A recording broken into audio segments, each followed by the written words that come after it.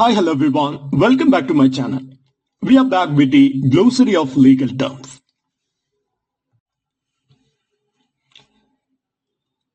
The first phrase today is vis major.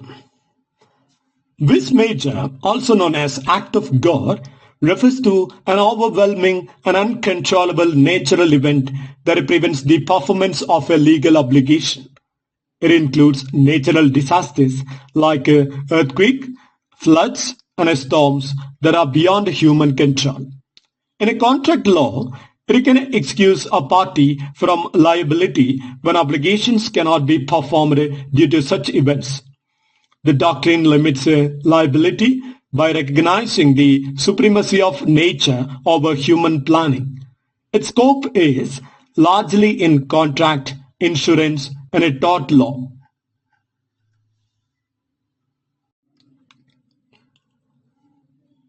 The next phrase is anticipatory breach. Anticipatory breach occurs when one party declares or shows they will not fulfill their contractual obligations before the performance is due. The other party can treat this as an immediate breach and sue for damages.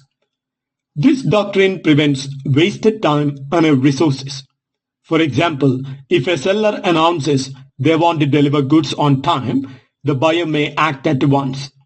Its scope lies in contract law and commercial transactions.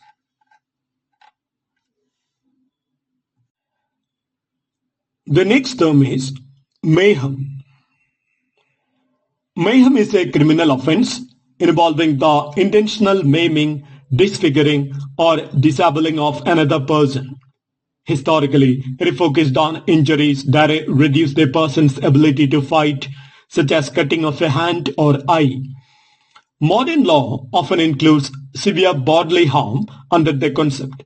It is considered an aggravated form of assault. Its scope is primarily in criminal law, though it also appears in tort actions for damages.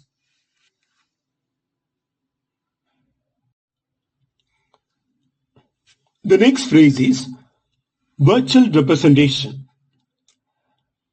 Virtual representation is a legal concept where one party is considered to represent the interests of another without a direct authority or consent. It often arises in trust and estate law where beneficiaries not yet born or incapable of representing themselves are deemed represented by existing parties. The principle ensures fairness by preventing repeated litigation over the same issue.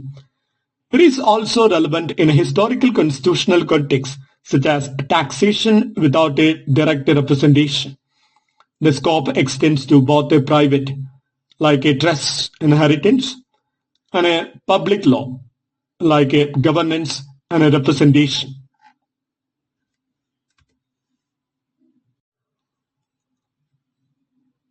The next term is med-op. Med-op is a hybrid dispute resolution process combining mediation and arbitration. Parties first attempt to resolve the dispute through mediation with the assistance of a neutral mediator.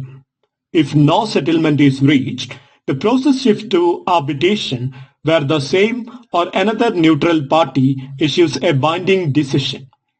It combines the flexibility and confidentiality of mediation with the finality of arbitration. Its scope includes commercial disputes, labor conflicts, and international arbitration. The next phrase is brother's keeper rule. Some US states.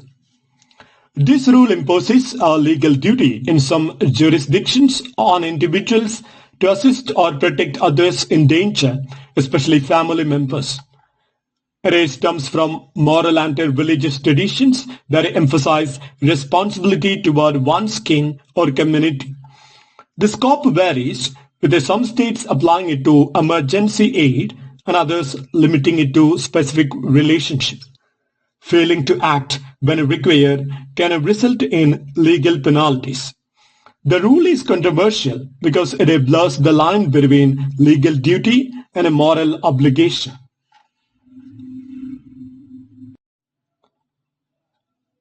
The next phrase is means test. A means test is a financial assessment used to determine whether an individual qualifies for certain benefits, subsidies, or legal protections.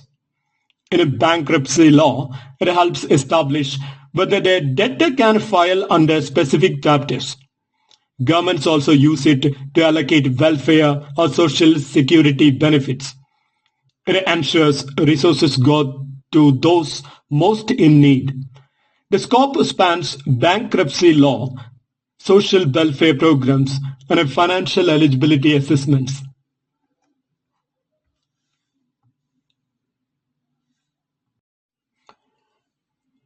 The next phrase is zoning appeal procedure. The zoning appeal procedure is the legal process by which a property owner or stakeholder challenges a zoning decision made by local authorities. This may involve appealing denials of permits, variances, or other zoning-related rulings. The procedure usually requires filing a formal application, presenting arguments before a zoning board or court, and providing evidence of hardship or error in decision-making. Appeals ensure accountability and fairness in zoning enforcement. The process upholds the principle that administrative power must be subject to review.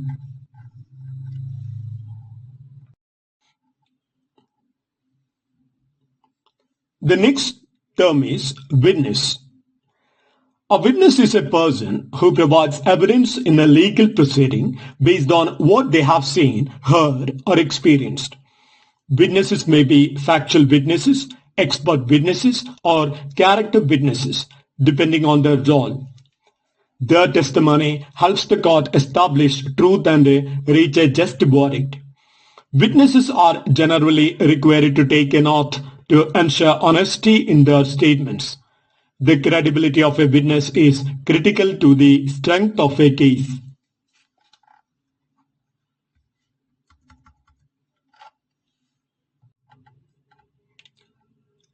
The next phrase is unascertained liability.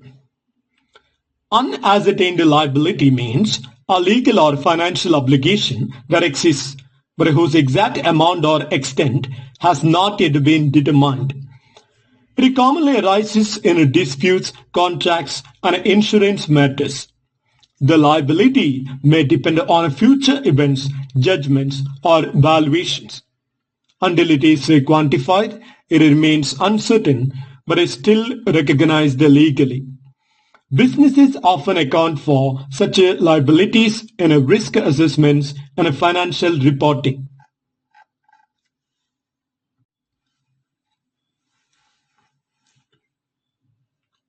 The next term is building code.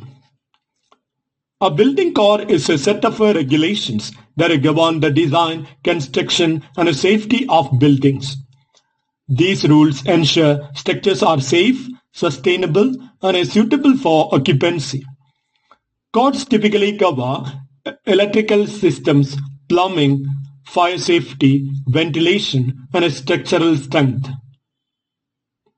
Local governments enforce compliance through inspections and penalties. Building codes are constantly updated to reflect new technologies and hazards.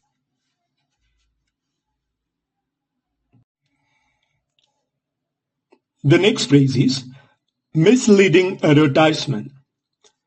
A misleading advertisement is one that gives false, deceptive, or exaggerated claims about goods or services. Such ads can trick consumers into making purchases under false assumptions.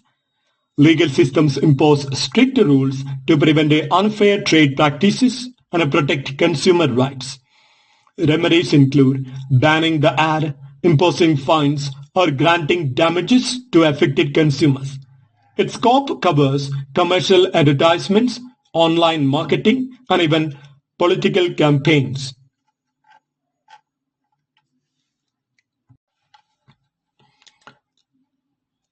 The next term is bankruptcy. Bankruptcy is a legal process through which individuals or entities unable to repay debts seek relief from some or all of their obligations. It may involve liquidation of assets to pay creditors or reorganization to allow repayment over time. Bankruptcy provides debtors with a chance for a financial fresh start while ensuring equitable treatment of creditors. The process is governed by detailed statutory frameworks in most jurisdictions. Although it offers relief, bankruptcy can have a long-term effects on creditworthiness and a reputation.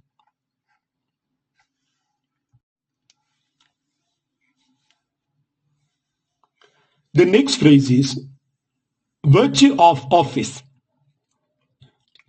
Virtue of office refers to the authority, privileges, and powers that arise by virtue of holding a particular position or office rather than from a personal capacity. For example, a judge's ability to issue rulings comes from the virtue of office, not a personal discretion. This concept highlights the impersonal and institutional nature of authority in law and governance.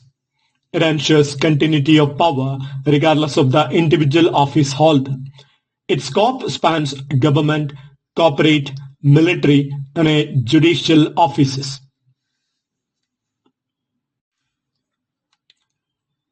The next phrase is witness credibility. Witness credibility refers to the trustworthiness and reliability of a witness's testimony in a legal proceeding. It depends on factors such as their consistency, demeanor, past behavior, and a lack of bias or ulterior motives. Courts assess credibility to determine how much weight should be given to a witness's evidence. Inconsistent or contradictory statements can weaken credibility. Strong credibility strengthens the persuasive power of testimony and can determine the outcome of a trial. The next phrase is building permit. A building permit is an official approval issued by local authorities to allow construction, modification, or demolition of a building. It ensures the plan to work complies with the zoning laws, the building codes, and safety standards. Without it, construction may be halted or declared illegal. Permits help maintain urban planning and community safety. They are usually required before major structural changes or new projects begin.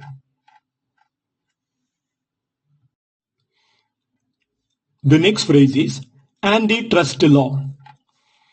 Antitrust law is designed to prevent monopolies, unfair trade practices, and anti-competitive behavior. It promotes fair competition by regulating mergers, pricing, and market control. Violations include price fixing, bid rigging, and abuse of dominant position. Antitrust law protects consumers and smaller businesses from exploitation. Its scope lies in competition law, economics, and market regulation. The next phrase is witness immunity. Witness immunity is a legal protection granted to a witness, ensuring they cannot be prosecuted based on the testimony they provide. It is typically offered in exchange for truthful testimony, especially in cases involving serious crimes or organized criminal activity. There are two main types. Transactional immunity, that is, complete protection from prosecution, and a use immunity, that is, protection only from use of testimony against them. This safeguard encourages reluctant witnesses to testify without fear of self-incrimination. However, it must be carefully applied to prevent the abuse of justice.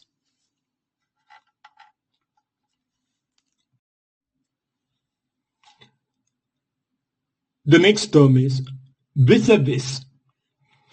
Vis-a-vis is a French phrase meaning face to face or in relation to.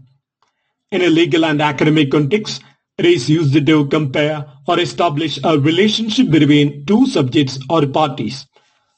For example, one law may be discussed vis-a-vis another to highlight the differences or similarities.